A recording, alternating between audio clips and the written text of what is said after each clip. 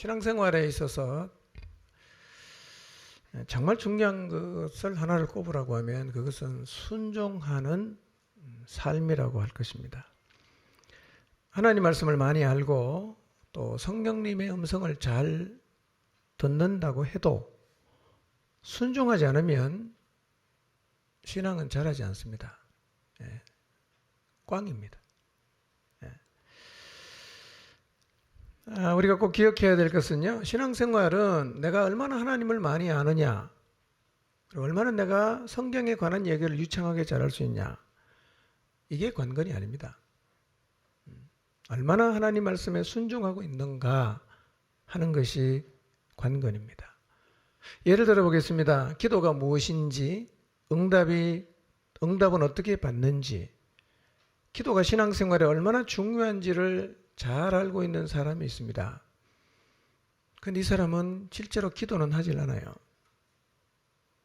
그렇다면 기도가 무엇이고 얼마나 중요한지를 아는 이 알미, 이 사람은 신앙에 어떤 도움이 되겠습니까? 아무런 도움이 되지 않습니다. 그런데 신앙생활을 시작한 지 얼마 되지 않아서 기도가 뭔지를 잘 모르는 사람이 있어요. 그런데 이 사람은 누군가에게 가르침을 받은 대로 서툴지만 기도를 시작합니다. 처음 나와서 10분을 기도합니다. 너무너무 길게 느껴집니다. 좀 시간이 지나서 20분을 기도합니다. 이제는 하루에 1시간씩 기도하는 자리에 섰습니다. 이 사람은 기도에 대해서 많이 알지만 기도를 하지 않는 사람과는 다르게 영적으로 더 강해질 것이고 신앙이 계속해서 자라갈 것입니다.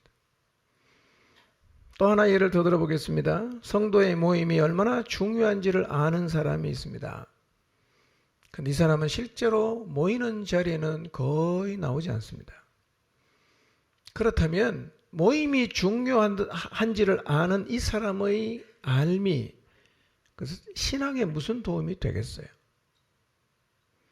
아무런 도움이 되지 않겠죠. 그런데 교회 나온 지 얼마 되진 않았지만 모임의 의미가 뭔지를 정확히는 몰라도 인도하는 사람을 따라서 그냥 열심히 모이는 사람이 있어요.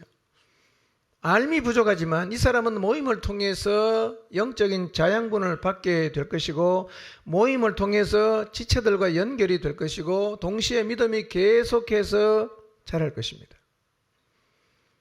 성경을 아는 것 좋은 거지요. 절대로 나쁘지 않습니다. 많이 알려고 애쓰십시오. 근데 더 중요한 것은 아는 대로 사는 겁니다. 아무리 많이 알아도 순종하지 않으면 잘 모르지만 순종하는 사람에게 곧 뒤처지게 될 것입니다. 그래서 오늘 내가 순종하고 있는지의 여부는 내 신앙생활의 상태를 보여주는 바로미터입니다. 순종 안 하면 내 신앙은 지금 위기다 이렇게 생각을 하셔야 돼요. 토를 달 필요가 없습니다. 설명할 필요가 없어요. 그대로입니다. 야고보서 2장 17절에서 20절을 한번 읽어볼까요? 읽겠습니다. 시작. 이와 같이 믿음에 행함이 따르지 않으면 그 자체만으로는 죽은 것입니다. 어떤 사람은 이렇게 말할 것입니다. 너에게는 믿음이 있고 나에게는 행함이 있다. 행함이 없는 너의 믿음을 나에게 보여라.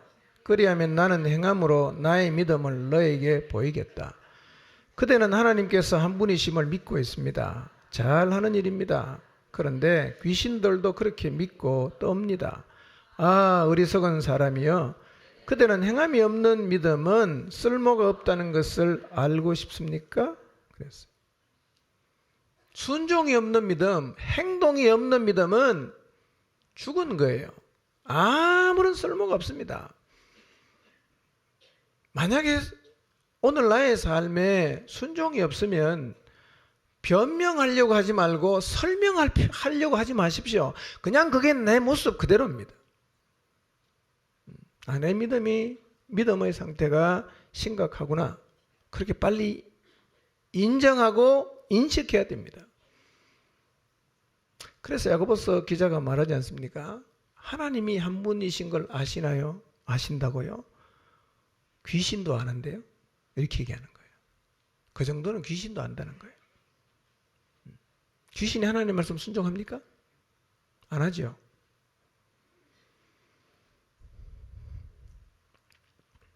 그러면 왜 알고 있는데 순종이 안 되는 걸까요? 이 얘기를 지금 오늘 내가 사주지 않은데요. 오늘 결론을 내리겠습니다. 순종이 안 되는 이유는 여러 가지가 있어요. 크게 보면 두 개로 나눌 수 있는데, 첫째는 순종이 안 되는 이유는 믿음이 없거나 작기 때문입니다. 믿음이 없거나 작기 때문이고, 둘째로는 물론 이것도 믿음과 연관이 있지만 마음이 망가졌기 때문에 순종이 안 되는 거예요. 첫 번째 이유를 간단하게 살펴보겠습니다. 순종이 안 되는 첫 번째 이유는 뭡니까? 왜 안 되죠? 안 되는 이유? 믿음이 없거나 작아서 안 되는 거예요. 믿음이 없거나 작으면요, 순종이 안 돼요. 자, 믿음이 없다 혹은 믿음이 작다라고 하는 부분을 우리가 생각하기 전에 먼저 우리에게 필요한 믿음이 무엇에 대한 믿음이에요? 뭘 믿어야 돼요? 그러니까 믿음이 적다는 말은 무슨 믿음이 적다는 말이고, 믿음이 없다는 말은 무엇에 대한 믿음이 없다는 말일까요? 정확하게 말씀드리면 그것은 하나님에 대한 믿음이에요. 더 정확하게 말씀드리면 성경에 기록된 하나님을 향한 믿음이에요. 성경에 기록된 하나님을 향한 믿음이 없거나 적어지면 순종이 안 되거나 온전한 순종이 안 돼요. 우리가 왜 하나님을 믿어야 합니까? 왜 하나님을 믿어야 합니까? 지난주 말씀드렸지만 다시 말씀드립니다. 우리가 하나님에게 순종해야 되는 이유는요, 우리는 그분의 피조물이기 때문입니다. 그분이 우리를 창조하셨어요. 만들었어요. 설계해서 기가 차게 신묘막측하게 만드셨어요. 그분은 우리의 창조자이십니다. 그렇기 때문에 피조물인 우리는 우리를 만드신 그분에게 순종하는 것이 마땅한 일입니다.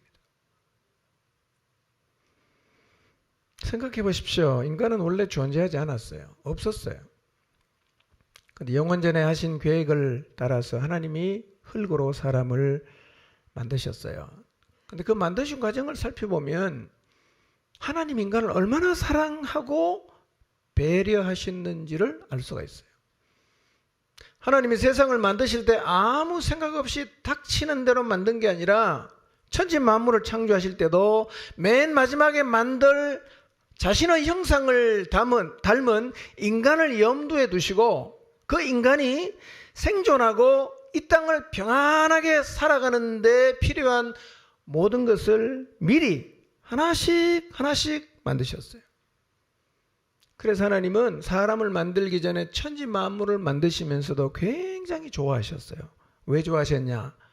이거를 보고 좋아할, 마지막에 만들 인간을 생각하시면서 하나님은 만드신 만물들을 볼 때마다 좋아하셨어요. 이렇게 인간은 최적의 환경이 갖추어진 상태에서 창조되었습니다. 여러분, 세상을 창조할 때 말이에요, 하나님의 마음에 담겨 있었던 존재는 사자나 호랑이가 아니에요. 사람이었어요. 사람. 하나님 마음속에는요, 사람이 담겨져 있었어요. 하나님이 만든 모든 피조물 중에 가장 존귀하고 소중한 존재가 사람이라는 말입니다. 우리가 하나님에게 이런 존재예요. 뿐만 아니라 하나님은 만물의 영장으로 인간을 창조한 다음에 이제는 네가 알아서 살아, 이렇게 내버려 둔 게 아니라 어떻게 살아야 될지, 무엇을 하며 살아야 될지에 대해서도 자세하게 말씀해 주셨습니다.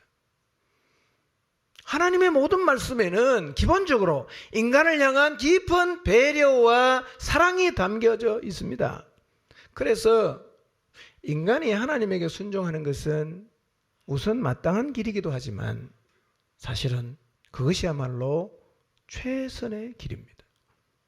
이 사실을 믿으시기를 바랍니다. 순종이 최선의 길이에요. 여러분, 만약에 여러분이 하나님이 나를 창조하셨다는 사실을 믿는다면 이제 그분의 말씀에 순종하시기를 바랍니다. 가장 안전한 길이에요. 근데 왜 이렇게 하나님이 나를 창조하시고 나를 사랑하시는데 우리가 그분의 말씀에 순종이 안 될까? 그분을 향한 믿음이 없거나 적기 때문입니다. 복잡한 믿음이 아니라 하나님에 대한 믿음이 없거나 적기 때문에 하나님 말씀에 우리가 순종을 못하는 거예요.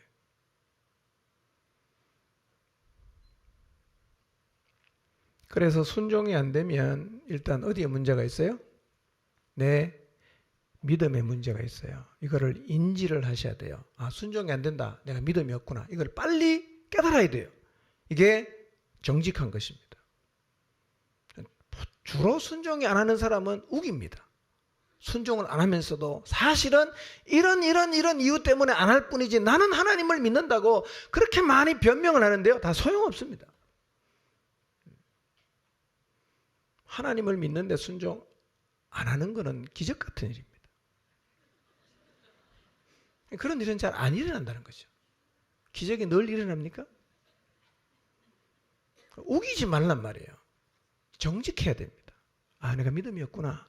내가 하나님 말씀을 순종 못하고 사는 걸 보니까 내 안에 근본적으로 믿음이 없구나. 하나님에 대한 믿음이 많이 적어졌구나. 이걸 빨리 깨달아야 돼요. 이걸 인정을 해야 해결책이 생긴단 말이에요.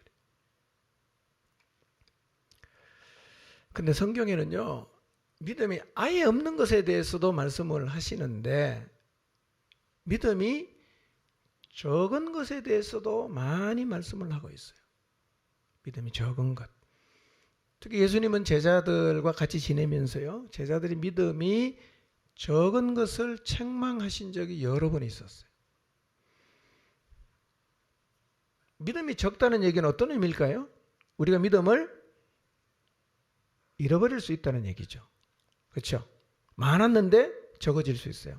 왜냐하면 잃어버리면 그렇게 될 수 있어요.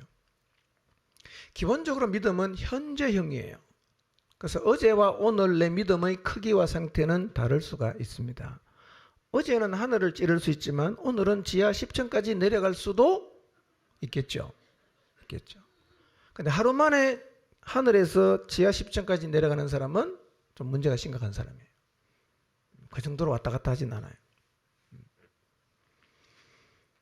그래서 성경을 보면 믿음은 지키지 않으면 우리가 믿음에서 떠날 수도 있어요. 믿음에서 벗어날 수도 있어요. 믿음을 배반할 수도 있어요. 성경이 그렇게 말합니다. 떠날 수도 있고 벗어날 수도 있고 배반할 수도 있어요. 디모데후서 4장 7절입니다. 읽어볼까요? 시작. 나는 선한 싸움을 믿음은 뭐가 필요한 거죠? 믿음은 지켜야 됩니다. 저절로 유지되는 게 아니에요. 지켜야 됩니다. 믿음을 잘 지키시기 바랍니다. 믿음 안 지키면 어느 순간에 있었는 것 같은데 하나도 없어집니다. 자, 예수님께서 믿음이 적은 걸 책망하셨는데 마태복음 6장 30절에서 33절을 한번 읽어보겠습니다. 자, 읽겠습니다. 시작. 오늘 있다가 내일 아궁이에 던져지는 덜풀도 하나님이 이렇게 입히시거든 하물며 너희일까 보냐. 믿음이 작은 자들아, 그러므로 염려하여 이르기를 무엇을 먹을까 무엇을 마실까 무엇을 입을까 하지 말라. 이는 다 이방인들이 구하는 것이라. 너희 하늘 아버지께서 이 모든 것이 너희에게 있어야 할 줄을 아시느니라. 그런즉 너희는 먼저 그의 나라와 그의 의를 구하라. 그리하면 이 모든 것을 너희에게 더하시리라 그랬어요. 자, 예수님께서 30절을 보면 오늘 있다가 내일 아궁이에 던져지는 덜풀도 하나님이 입혀주는데 하물며 너희를 하나님이 입히지 않겠냐. 믿음이 작은 자들아, 이렇게 말한단 말이에요. 이게 무슨 얘기냐면 세상살이를 염려하는 사람을 향해서 예수님이 하신 말씀이 뭐냐면 믿음이 작다, 이렇게 말하는 거예요. 믿음이 작다.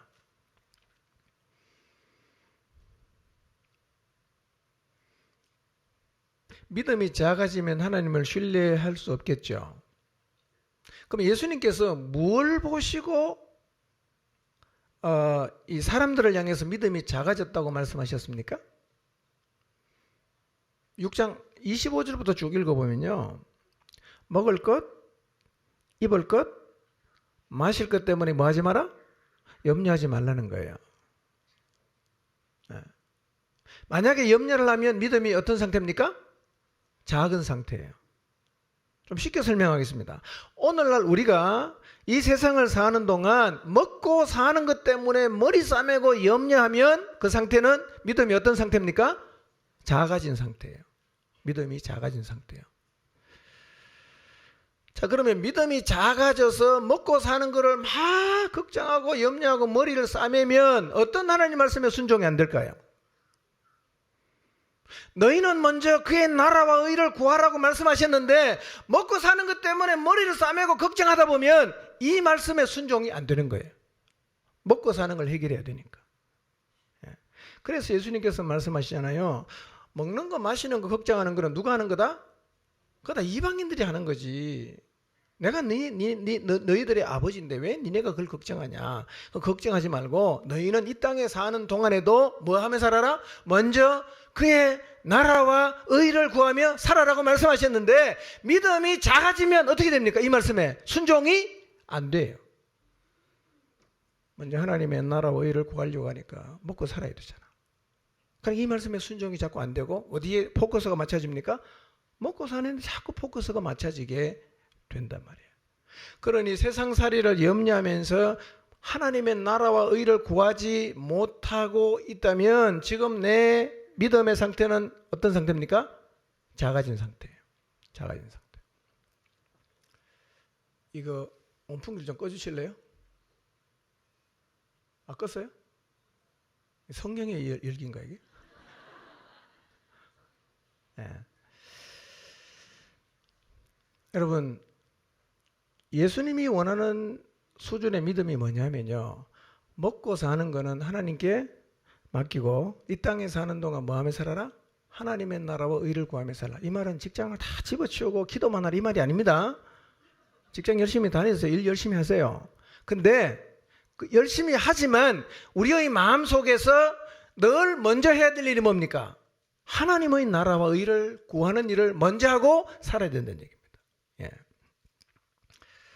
자, 이렇게 사는 게 뭐예요? 믿음이 있는 거죠. 이렇게 사는 게 순종하면 사는 거예요. 근데 이렇게 살지 못하는 이유는 뭡니까? 믿음이 적기 때문에 그렇습니다. 자, 한 군데만 더 볼까요?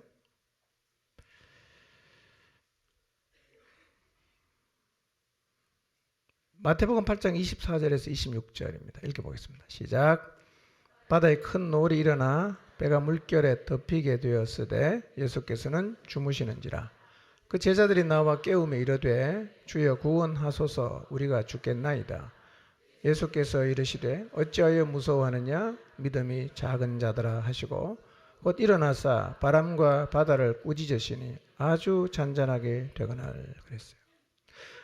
어느 날 예수님이 제자들과 배를 타고 가다라 지방으로 가는 중이었는데 가는 중간에 갑자기 풍랑이 일어나서 바람이 세게 불면서 이 물결이 배에 덮이게 됐어요. 죽음의 공포를 느끼는 심각한 상황에서 제자들이 막 두려워하면서요. 그 상황에서 주무시는 예수를 막 깨우는 거예요. 예수님 일어나시더니 뭐라고 말씀하십니까? 야 미안하다 내가 깜빡 졸았네. 이렇게 말을 해야 될 것 같은데 주님이 적반하장 같대. 믿음이 적은 자들아 막 꾸짖는단 말이에요. 왜 무서워하냐? 믿음이 적은 자들아. 이렇게 책망을 하셨어요. 또 보면 주님이 참 좀 유하지 않은 것 같아. 되게 사람이 좀 뻣뻣하신 분 같아. 바람이 심하게 불고 파도가 일어서 배가 막 뒤집어지려고 하면 누구라도 두려워하고 무서워하는 게 오히려 당연한데 일어나더니만 막 그냥 제자들을 꾸짖었단 말이에요. 이게 무슨 의미일까요? 이런 거예요. 주님이 요구하시는 믿음의 수준이 어느 정도인가를 보여주는 거예요. 야, 니네들이 나를 믿는다면 이 정도 믿음은 가져야 되지 않겠니? 그 얘기입니다. 믿음의 수준이 너무 저급하면 주님이 너무 야속한 분으로 보이지만 주님이 이 상황에서 우리에게 주시고자 하는 말씀이 뭐냐면, 야, 너희들이 이 정도 믿음은 갖고 살아야 되지 않겠냐? 라는 말씀이란 말이에요. 이런 말입니다. 모든 상황에서, 여러분의 삶의 모든 상황에서 두려워하고 무서워한다면 뭐가 없는 거예요? 믿음이 적은 거예요. 땅이 꺼질 것 같은, 갑자기 뭔가 다 그냥 끝장날 것 같은 그런 위급한 상황 가운데라도 우리가 만약에 두려워하고 무서워한다면 뭐가 없는 거예요? 믿음이 없거나 적은 거예요. 근데 여기서 믿음이 적다는 말의 뜻은 뭐냐면요, 믿음이 작다는 말은 믿음이 작아져서 하나님을 거의 신뢰하지 않는 상태를 의미합니다. 그게 작다는 의미예요. 믿음이 거의 없어져서 하나님을 신뢰할 수 없는 상태가 믿음이 작다는 의미입니다.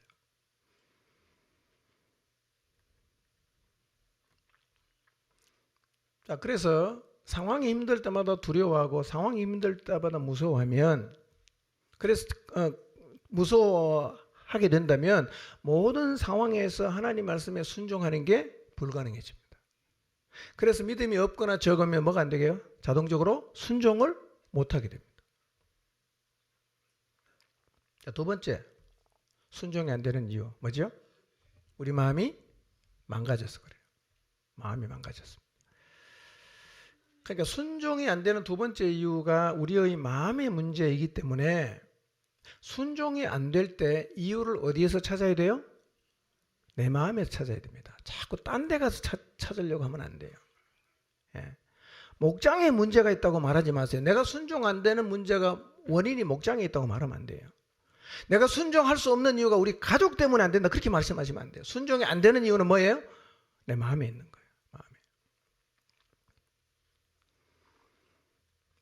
마음이 망가진 상태는 크게 두 개로 나눌 수 있다고 말씀드렸어요. 하나는 뭐냐면 완전히 망가져 갖고 하나님의 말씀이 마음에 아예 심겨질 수 없는 상태. 그 다음에 두 번째 망가진 상태는 뭐냐면 말씀이 심기긴 하는데 뿌리를 내리지 못하거나 자라지 못하는 상태. 두 종류가, 망가진 것도 두 종류입니다. 지난 두 주에 걸쳐서 이 부분에 대해서 말씀을 드렸습니다. 일단 마음이 망가지면 순종이 잘 안 돼요.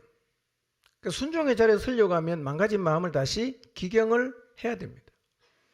만약에 지난 시간 말씀을 통해서 여러분 마음의 상태를 보게 되었다면 그 마음이 기경되기를 간절하게 사모하시기를 바랍니다.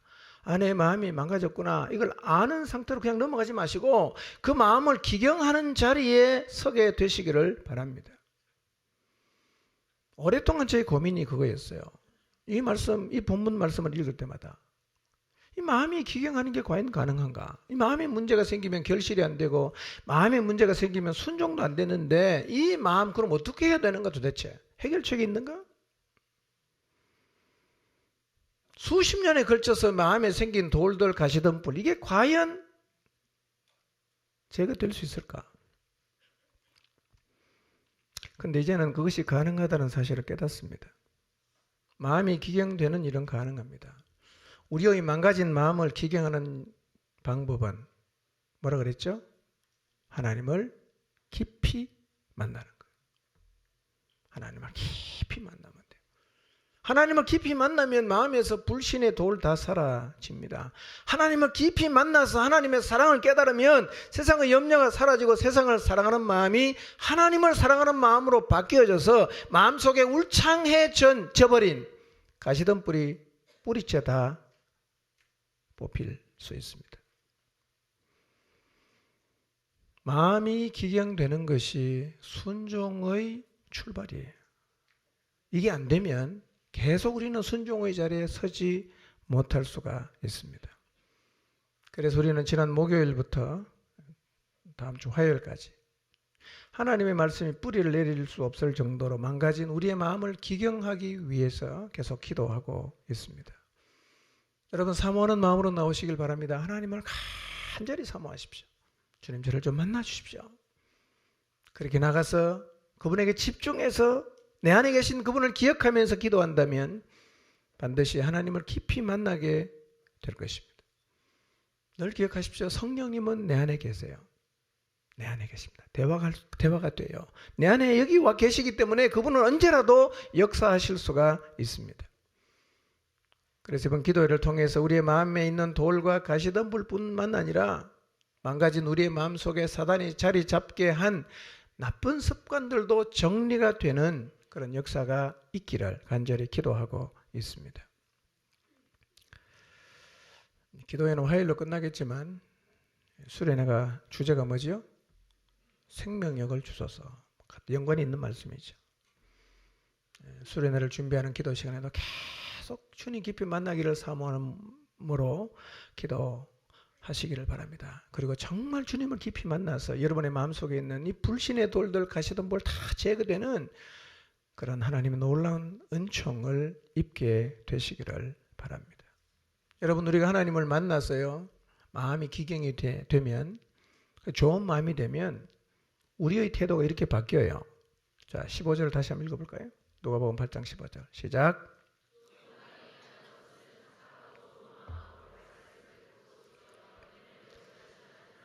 네, 마음이 좋은 땅이 되면 반드시 결실을 하는 자리까지 나가는데요. 이 좋은 마음이 되면 왜 결실의 자리까지 나가느냐? 이 마음이 좋은 마음으로 바뀌면요, 우리 마음에 변화가 생겨요. 변화가. 어떤 변화가 생기느냐? 하나님의 말씀을 듣는 자세가 변해요. 하나님 말씀을 듣는 자세가 변해요. 15절을 다시 볼까요? 어떻게 변하는가? 읽어보겠습니다. 시작. 좋은 땅에 있다는 것은 착하고 좋은 마음으로 말씀을 듣고 지키어 인내로 결실하는 자니라. 자, 말씀을 어떻게 들어요? 착하고 좋은 마음으로. 마음이 기경이 되면요, 말씀을 대하는 우리의 태도가 이렇게 바뀌어요. 착하고 좋은 마음으로. 다르게 풀이하면 바르고 선한 마음으로.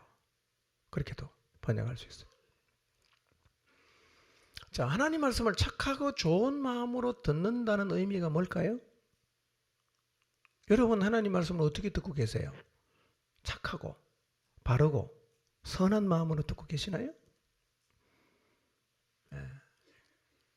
이렇게 설명하면 참 이해가 쉽진 않아.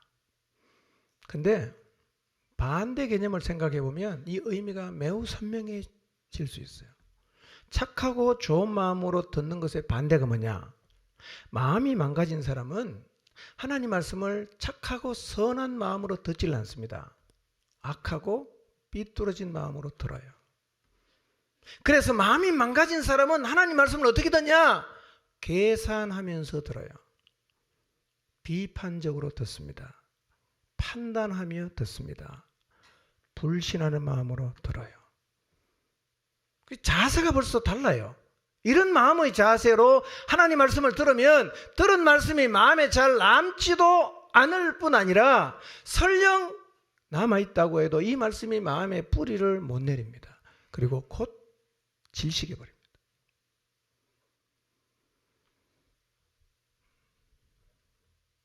말씀을 듣는 마음의 태도는요, 너무 중요합니다. 죄송한 얘기지만 제가 보면 대충 압니다. 어떤 마음으로 듣는가. 표정을 보면요, 어떤 마음으로 말씀을 듣는지 사실은 제 눈에 다 보입니다.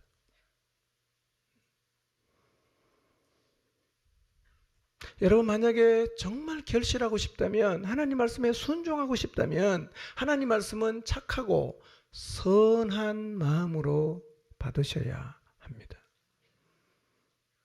근데 말씀을 전할 때 착하고 좋은 마음으로 말씀을 받는 사람이 보이면 사실은 저도 굉장히 힘이 나요. 힘이 납니다.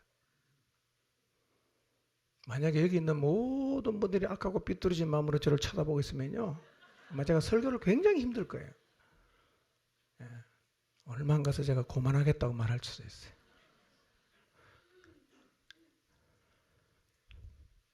여러분, 하나님 말씀을 이런 자세로 듣는 사람은요, 반드시 순종의 자리에 나갑니다.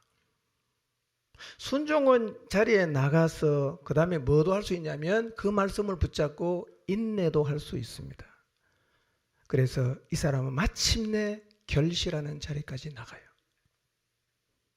그런데 마음을 이미 악하고 삐뚤어진 마음으로 계산하고 판단하고 불신하고 비난하고 이런 마음으로 말씀을 듣는 사람은요, 설교 끝나는 순간 마음의 말씀이 거의 없습니다. 다 없어집니다. 다 없어집니다.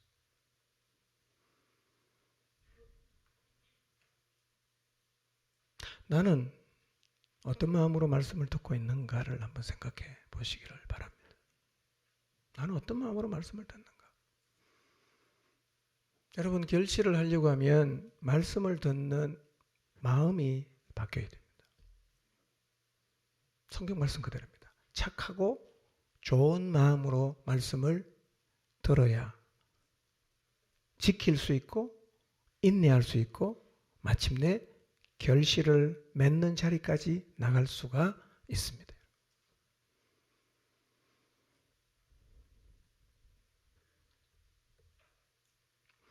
만약에 하나님 말씀을 비판적으로, 계산적으로 판단하고 불신하는 마음으로 듣는 것이 이미 내 자세가 되었다면 이 마음을 바꾸기 위해서 하나님 앞에 나가셔서 마음의 기경을 위해서 기도하시기를 바랍니다.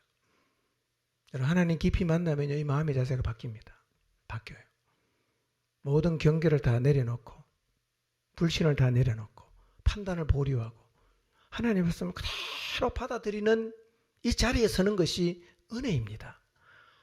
거기 서야, 그런 마음의 자세를 가져야 비로소 우리의 삶에 순종하는 삶이 시작될 수가 있어요. 감사한 건요, 우리 수련회 특강 강사들 초빙하잖아요.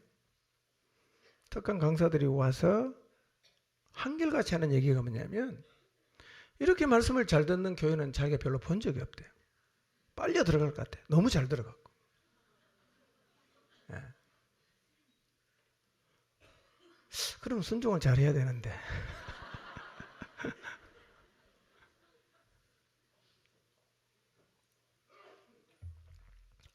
한 분이 고은히 주무시고 계시는데요. 좀 깨워주시기 바랍니다. 자, 네 가지 밭의 비유를 통해서 보는 것처럼 똑같은 말씀을 들어도 말씀을 듣는 사람들의 마음에 따라서 결과가 다 달랐죠. 네 가지 밭의 비유에 보면 다 다르지 않습니까? 한 무리의 사람은 말씀을 들었는데 어떤 자세로 들었냐면 자기 자신의 기준으로 판단하고 평가를 해야 된다는 마음을 가지고 들었어요. 그러니까 마음에는 말씀이 하나도 안 남았어요. 길가와 같은 밭입니다. 한 무리의 사람은 하나님 말씀을 듣긴 하는데 늘 불신의 마음, 그 다음에 세상을 사랑하는 가시의 기운의 영향을 받은 그런 마음이어서 말씀을 듣긴 하는데 뿌리를 못 내리고 결국은 다 질식했어요. 마지막 세 번째 부류의 사람은 하나님 말씀을 똑같이 들었어요. 근데 언제나 이 사람은 착하고 좋은 마음으로 말씀을 받았는데 결실이 있었단 말이에요. 그러니까 똑같은 말씀을 듣긴 하는데 어떤 마음으로 듣느냐에 따라서 결과가 완전히 달랐어요. 그런데 이런 현상은 2000년 전에만 있었던 게 아니라 오늘 우리 시대에도 똑같이 나타납니다. 2000년 전에요, 예수님 당시에 바리새인하고 제자들이 똑같이 예수님 말씀을 들었어요. 근데 두 사람은 이미 마음에서 말씀을 듣는 자세가 달랐어요. 우리가 3주 전에 살펴봤던 것처럼 바리새인들의 마음은 이미 망가져 있습니다. 그러니까 예수님 말씀을 들으면 늘 비판적으로 들어요. 계산하면서 들어요. 계산해보고 답이 안 나오면 대답도 안 합니다. 예. 이런 일이 있었잖아요. 예수님이 막 그냥 하나님의 역사를 막 이루어내니까 네가 무슨 권세로 이런 일을 하냐? 예수님이 다시 물었어요. 그럼 나도 한 가지 물어볼 테니까 대답하면 나도 대답해 주겠다.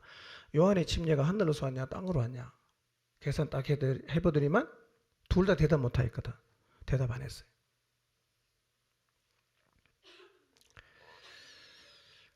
근데 똑같은 말씀을 제자들은 좋은 마음으로 들었어요. 그러니까 바리새인의 결과하고 제자들의 결과는 너무나 달라지 않습니까? 오늘날도 똑같죠. 오늘 우리가 여기서 모여서 같은 자리에서 예배를 드리고 말씀을 듣지만 말씀을 듣는 마음 자세는 각기 다를 수가 있어요.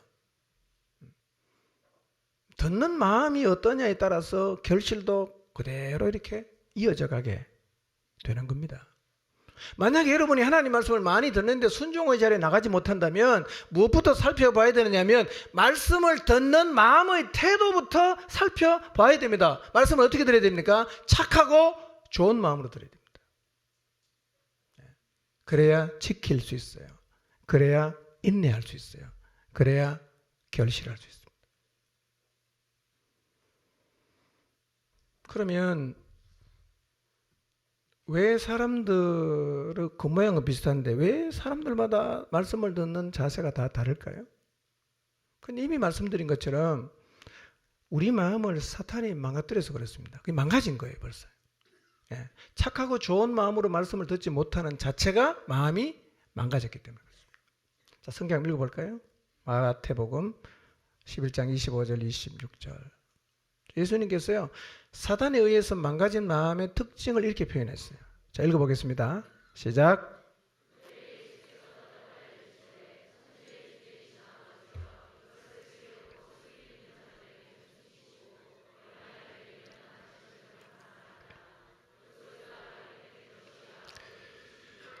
예. 자, 예수님께서 말씀하십니다. 하나님의 말씀이 지혜롭고 슬기 있는 자들에게는 숨겨졌어요. 근데 누구한테는 나타났어요? 어린아이들에게는 나타났어요. 그 다음 이렇게 말합니다. 이것이 하나님의 뜻이다. 이렇게 말합니다. 이게 무슨 말입니까? 여러분, 망가진 마음의 특징이 뭐냐면 하나님 앞에서조차도 자기 자신이 지혜롭고 슬기 있다고 생각한다는 거예요. 여러분, 하나님을 대적하는 슬기와 지혜는 사단의 것입니다. 사단의 거예요. 그래서 하나님 앞에서조차도 자기 자신이 지혜롭고 슬기 있다고 생각하는 사람은 자기 자신을 자꾸 하나님하고 비기려고 합니다. 대등하게 생각해요. 여러분, 자기 자신을 하나님, 창조주 하나님하고 대등한 위치에 놓는 것, 이게 사단의 전형적인 모습이에요. 사단이 늘 그렇게 합니다. 우리도 그 자리에 서라고 사실은 유혹한 거죠.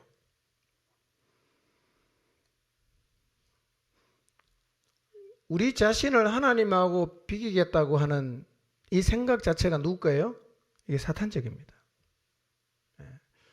여러분, 절대로 하나님을 우리랑 비슷한 존재로 생각하시면 안 돼요. 그분은 전지전능하신 분입니다. 광대한 우주를 창조하신 분이, 우리는 정말 티끌만도 못한 존재입니다. 근데 어떻게 우리가 하나님하고 나하고 자꾸 대등한 위치에 놓으려고 할 수 있겠어요? 그게 다 사탄의 거짓에 속은 거예요. 이사야 14장 12절 15절 읽어보겠습니다. 시작. 너 아침의 아들 계명성이여 어찌 그리 하늘에서 떨어졌으며 너 열국을 엎은 자여 어찌 그리 땅에 찍혔는고. 내가 내 마음에 이르기를 내가 하늘에 올라 하나님의 뭇별 위에 내 자리를 높이리라. 내가 북극 지폐의 산 위에 앉으리라. 가장 높은 구름이 올라가 지극히 높은 이와 같아지리라 하는도다. 그러나 이제 내가 스올 곧 구덩이 맨 밑에 떨어짐을 당하리로다. 쉽게 설명하면 이거예요. 자신을 높여서 하나님하고 비기려고 했던 사단은 결국 15절에 어디로 떨어져요? 지옥에 떨어진다는 겁니다.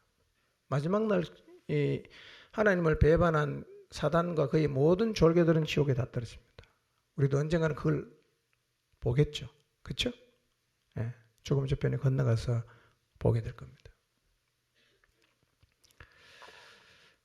그래서요, 이런 사단의 거짓말에 속아서 자꾸 자기 자신을 지혜롭고 슬기롭게 생각해서 하나님하고 비기려고 하고 하나님 말씀을 자기의 지혜와 슬기로 판단하겠다는 마음이야말로 사탄을 닮은 오염된 마음이고 변질된 마음이고 망가진 마음이에요.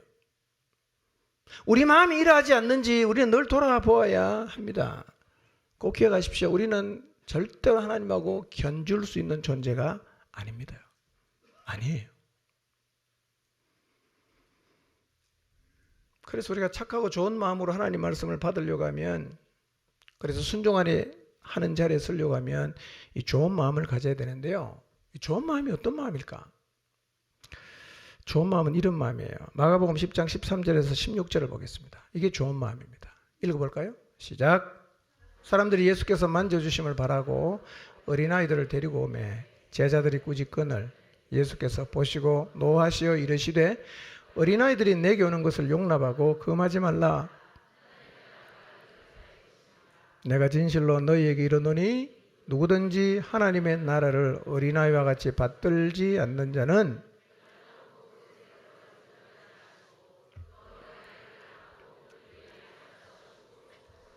아멘. 이 광경을 한번 상상해 보십시오. 예수님이 계시는데 사람들이 예수님이 좀 만져주시기를 바라는 마음으로 자기 자녀들을, 어린아이들을 예수님께로 막 데리고 왔어요. 그래서 예수님에게 막 가서 좀 이렇게 만져주고 이렇게 축복해달라고 데리고 왔어요. 장면이 상상이 되십니까? 막 몰려와요. 제자들의 반응이 뭡니까? 꾸짖는 거예요. 꾸짖는 이유가 뭘까요? 제자들의 생각은 그 아이들이, 아무것도 모르는 아이들이 주님의 시간을 빼앗기에는 합당하지 않다고 얘기했어요. 바쁘신 예수님의 시간을 빼앗고 예수님에 가서 자꾸 치근덕거리면 예수님이 피곤하게 되잖아. 근데 어른들이 이기적으로 자꾸 지 자식 좀 주님에 가서 이렇게 그 축복기도 받으려고 자꾸 이렇게 데리고 오니까 제자들이 알아서 지금 뭐 하는 거예요? 교통정리하는 거예요. 어이 다 가라는 거죠. 이해가 가는 행동 아닙니까? 저는 이해가 돼요. 알아서 제자들이 주님을 좀 보호해 주려고, 덜 피곤하게 하려고 저렇게 하는구나. 제자들의 마음은 그거였겠죠. 근데 이런 장면을 다 지켜보고 있던 예수님이 제자들에게 야 고맙다. 그래도 내 알아주는 애 니네밖에 없네. 이렇게 얘기를 해야 될 것 같은 분위기 아닙니까? 근데 예수님이 어떻게 하십니까? 14절에 보니까 노하셨어요. 막 화를 내시면서 하시는 말씀이 어린아이들이 내게 오는 것을 허락하고 막지 말아라. 하나님의 나라가 이런 자의 것이다 라고 말씀하셨어요. 뭔가 이게 바라보는 관점이 다른 것 같아요. 제자의 관점과 예수님의 관점은 확실히 달라요.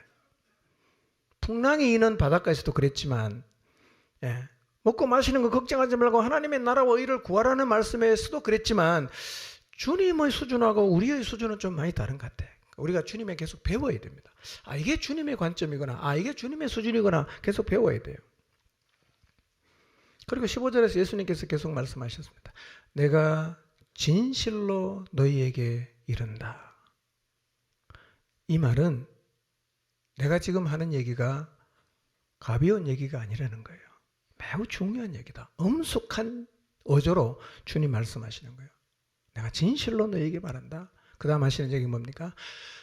누구든지 하나님의 나라를 어린아이와 같이 받아들이지 않는 자는 결단코 그곳에 들어가지 못할 것이다. 이렇게 말씀하셨어요. 자, 예수님이 지금 두 가지 말씀하셨어요. 하나님의 나라는 어린아이들의 것이다. 두 번째로 어린아이와 같이 하나님의 나라를 받들지 않는다는 말은 받아들인다는 말이에요. 받아들이지 않는 자는 결단코 그 나라에 들어가지 못한다라고 말씀하셨어요. 그러니까 예수님은 여기서 무슨 말씀을 하십니까? 뭐처럼 되라? 어린아이 같이 되라. 어린아이 같이 돼야 하나님 나라에 갈 수 있다. 어린아이 같이 돼야 하나님의 나라를 소유할 수 있다. 그 얘기를 지금 하신단 말이에요. 그러면 어린아이 같이 된다는 말이 무슨 뜻일까요? 어떻게 하는 게 어린아이처럼 되는 거예요? 주석가 마크 스트라우스는 이렇게 말했어요.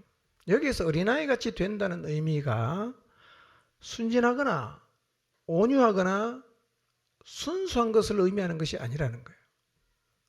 여기서 어린아이 같이 된다는 말은 믿음으로 그리고 하나님에게 온전히 의지하는 것을 의미한다고 말합니다. 그래서 어린아이 같이 된다는 말은 마태복음 5장 3절에서 마음이 가난한 자처럼 하나님을 완전히 의지함으로 나오는 것을 의미한다고 얘기하고 있습니다. 자, 고대 사회에서 어린아이는요, 작고 하찮고 궁핍하고 사회적으로 지위가 없는 존재였습니다. 그러다 보니까요, 어린아이는 무슨 일이든지 가난한 마음으로 온전히 받아들였어요. 어린아이는 무엇이든지 온전하게 받아들였어요. 예수님 하신 말씀이 그거예요. 이 어린아이처럼 무엇이든지 온전하게 받아들이는 어린아이처럼 너희가 하나님의 나라를 그렇게 온전히 받아들여야 된다는 거예요. 그 마음이 좋은 마음이고 이 마음을 가진 사람이 하나님의 나라에 들어갈 수 있다라고 지금 예수님께서 말씀하신다. 그래서 이어지는 본문 말씀이 이 사실을 또 분명하게 밝히는데요. 자, 1분만 보겠습니다. 마가복음 10장 21절 22절입니다. 읽겠습니다. 시작. 예수께서 그를 보시고 사랑하사 이르시되 내게 아직도 한 가지 부족한 것이 있으니 가서 내게 있는 것을 다 팔아 가난한 자들에게 주라. 그리하면 하늘에서 보화가 내게 있으리라. 그리고 와서 나를 따르라 하시니 그 사람은 재물이 많은 고로 이 말씀으로 인하여 슬픈 기색을 띠고 근심하며 가니라. 어느 날 한 젊은 청년이 예수님에게 찾아와서 영생에 대한 질문을 했어요. 대화를 쭉 주님이 나눈 다음에 예수님께서 한 가지를 요청하셨어요. 네가 온전히 하나님만 의지해야 된다. 그러니까 가서 네가 갖고 있는 걸 다 팔아갖고 가난한 사람에게 주고 그리고 온전함으로 나를 따라와라. 이렇게 말씀하셨어요. 근데 부자였던 이 젊은 청년은 하나님을 온전히 의지하지 못했어요. 어린아이 같지 않았다는 얘기죠. 그래서 슬픈 기색을 띠고 근심하다가 돌아가 버렸어요. 그러니까 어린아이 같지 않으면 온전히 주님을 따라갈 수 없다는 거예요. 예. 여러분, 부자는 하나님의 나라에 들어가는 게 거의 불가능합니다. 돈 부자, 마음 부자, 지식 부자, 능력 부자, 이생의 자랑거리 부자, 부자도 종류가 되게 많아요. 근데 부자의 공통점이 뭐냐? 하나님을 온전히 의지하지 못해요. 그래서 예수님께서 부자가 하나님의 나라에 들어가는 것은 낙타가 바늘 구멍으로 들어가는 것보다 더 어렵다. 무슨 얘기냐? 거의 불가능하다는 얘기죠. 물론 하나님으로는 할 수 있어요. 여러분, 세상의 부자는 영적인 장애가 될 수가 있습니다. 혹시 여기 부자가 계신다면 꼭 돈 많은 부자만 아니고 부자가 종류가 많지 않습니까? 부자가 계신다면 온전히 하나님을 의지하지 않는 자리에 서지 않도록 더욱 조심해야 됩니다.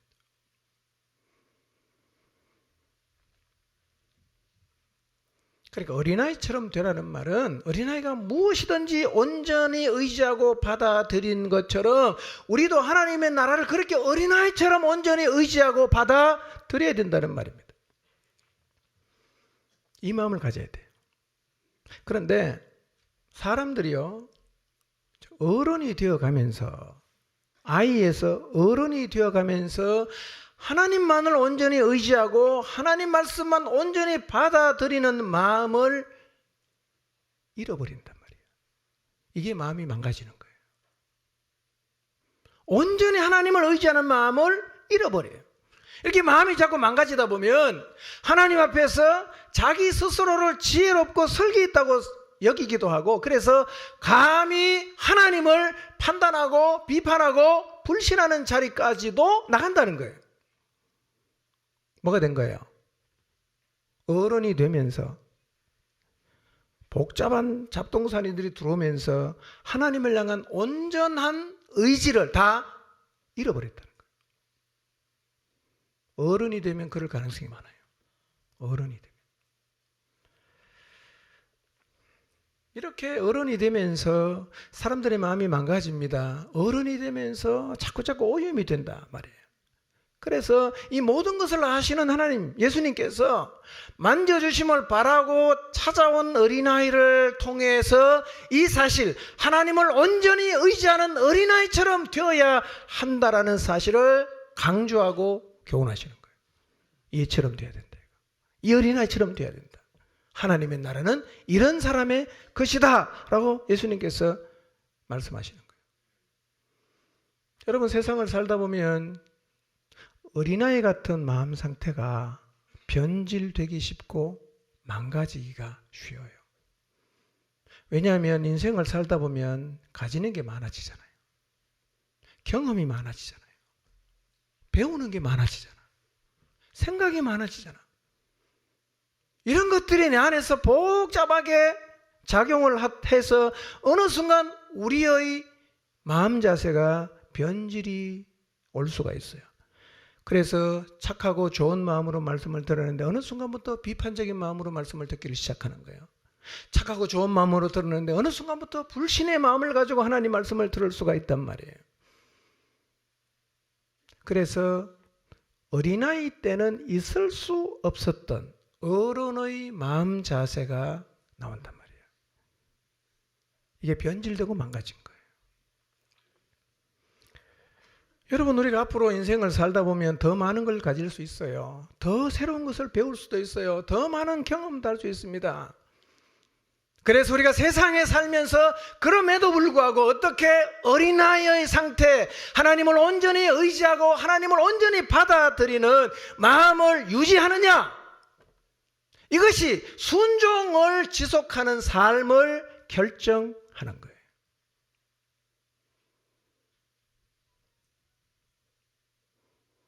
그런데요, 어른이 된 후에도 평생을 어린아이처럼 하나님만을 온전히 의지하고 하나님 말씀을 전적으로 받아들여서 순종하며 살아간 사람들이 성경에는 많이 있어요. 예수님 제자들, 그리고 히브리서 11장에 보면 구름같이 둘러싸고 있는 허다한 증인들이 바로 그 사람들이에요. 어린아이 같은 마음으로 하나님을 온전히 받아들이고 온전히 하나님만을 의지하며 살아간 증인들이 히브리서 11장에 보면 구름같이 둘러싸고 있어요. 무슨 얘기입니까? 어른이 되어도 어린아이 같은 마음으로 살아가는 게 가능하다는 얘기입니다. 아멘입니까? 가능해요. 우리도 그렇게 살아야 합니다. 그렇게 사는 것이 최고의 인생을 사는 것입니다. 어린아이 같은 마음을 유지할 수 있다면 우리 평생 우리 앞서간 믿음의 정인들처럼 하나님 말씀에 순종하며 살 수가 있을 것입니다. 어떻게 하면 이렇게 살 수가 있겠어요? 왕도는 없습니다. 돈 주고 살 수도 없어요. 길은 있습니다. 뭐냐? 날마다 하나님 앞에 서는 거예요. 이거 외에는 왕도가 없습니다. 돈 많아도 안 되고 좋은 대학 나와도 안 되고 잘생겨도 안 되고 다 안 됩니다. 3대 4대 순교자 집안 소용없습니다. 날마다 하나님 앞에 서야 합니다. 날마다 크신 하나님 뵙고 그분 앞에서 나를 볼 수 있다면 우리는 평생을 어린아이처럼 하나님만을 전적으로 의지하며 살아갈 수가 있을 것입니다. 여러분 기억하십시오. 하나님을 깊이 만나는 건요, 우리의 마음을 기경하는 것이기도 하지만 동시에 어린아이 같은 마음 상태를 유지할 수 있는 유일한 방법이기도 합니다. 주님을 깊이 만나면 마음이 기경이 돼요. 주님을 깊이 만나면 어른이 되어도 더 많이 가져도 더 많이 성공을 해도 어린아이 같은 마음 상태를 유지하는 게 가능합니다. 어린아이 같은 마음으로 신앙생활을 잘 하다가 어느 날 보니까 사람이 완전히 변했어요. 태도가 완전히 변했어요. 왜 그래요? 마음이 오염된 겁니다. 마음이 망가진 거예요. 여러분, 신앙은요, 처음 예수님 믿은 날부터 주님 앞에 설 때까지 나이가 몇 살이든 상관없이 하나님을 온전히 의지하고 전적으로 순종하는 이 어린아이 같은 마음을 가지고 하는 것이 최고의 신앙의 모습임을 잊지 마시기를 바랍니다. 평생 그렇게 살아야 돼요. 저절로 되지 않습니다. 순종 한번 제대로 해보시기를 바랍니다. 4주의 설교의 결론입니다. 제대로 순종을 하는 출발은 순종을 위한 노력이 아니라 주님을 깊이 만나는 일입니다. 그리고 계속 주님을 깊이 만남으로 하나님 말씀을 온전히 받아들이는 어린아이의 마음을 유지하는 것이 이 땅에 살면서 늘 하나님 말씀에 순종하며 갈 수 있는 최선의 길입니다. 순종은 이렇게 할 때 가능해집니다. 이것이 4주 말씀의 결론입니다. 나이가 더 들고 어른이 되고 또 나이가 더 들어서 인생의 수많은 경험을 가진 노인이 되어도 날마다 주님 앞에 나와 무릎 꿇어 그분을 깊이 만나서 80이 되고 90이 돼도 마음이 변질되지 않고 주님을 전적으로 신뢰함으로 하나님의 말씀을 언제나 착하고 좋은 마음으로 받았어. 그분의 말씀에 순종하며 삶을 살아가시기를 주님의 이름으로 축원합니다. 기도하겠습니다.